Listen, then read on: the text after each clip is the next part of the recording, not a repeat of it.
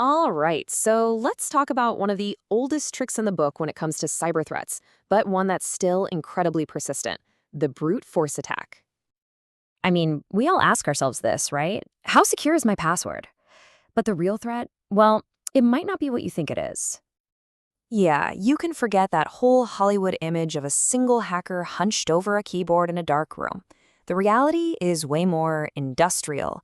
We're talking about a full-on army of bots, all trying every single combination imaginable. It's automated, high-speed warfare. Okay, so let's break this down. What exactly is a brute force attack? What's going on behind the scenes in this password guessing game? At its heart, it's a pretty simple method. It's just automated software that sits there and guesses your login details over and over and over again. It's just hoping to get lucky and stumble on the right combination. It's a numbers game, plain and simple. Right? It's not about being clever or finding some sneaky back door. Think of it like a thief who just decides to kick the door down instead of trying to pick the lock. It's all about raw, overwhelming persistence. Just trying every key on the ring until one finally clicks. And you know what's crazy? This really simple, kind of dumb approach, it works a lot. Brute force attacks are involved in about 5% of all confirmed data breaches. Now, 5% might not sound like a huge number, but when you think about the scale we're talking about, that's millions of compromised accounts every single year. It's a crude tool, for sure, but a shockingly effective one. So when we look inside the attacker's toolbox, it's not just one big hammer. They've actually gotten pretty smart about it and have refined this basic idea into a few different strategies. First up is what you might call a simple brute force attack. This is exactly what it sounds like. The bot literally tries every single possible combination of characters. It starts with A, then B, then C, then AA, AB, AC. You get the picture. The only thing that really slows it down is how long and complicated your password is.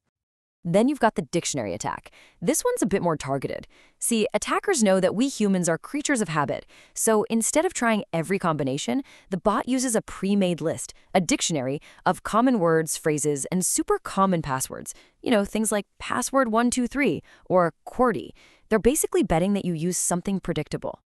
And then there's this really clever twist called reverse brute force, or password spraying. Instead of trying a million passwords on one account, the attacker does the opposite. They take one super common password, like password123, and spray it across thousands of different usernames, just hoping to find one person who is lazy enough to use it. It's a sneaky way to avoid getting locked out. Okay, so this brings us to a really important point. There's another type of attack that gets mixed up with brute force all the time, but they're actually quite different. We need to talk about credential stuffing. So if brute force is about guessing until you break the door down, credential stuffing is like using a stolen key. See, attackers get their hands on these huge lists of usernames and passwords that have been leaked from other data breaches. Then they use bots to automatically stuff those stolen credentials into login pages all over the internet, basically betting that you reuse the same password somewhere else. Now here's the thing. Credential stuffing has a crazy low success rate, like around 0.1%. So you might be thinking, why even bother? Well, because it's completely automated, bots can try millions of stolen username password combos every hour.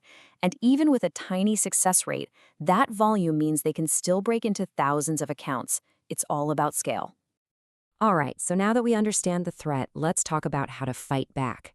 How do we build our digital fortress? Well, it absolutely starts with you. Look, your password is your front door. It's the first line of defense. The longer and more complex you make it, the more time and energy a bot has to spend trying to crack it.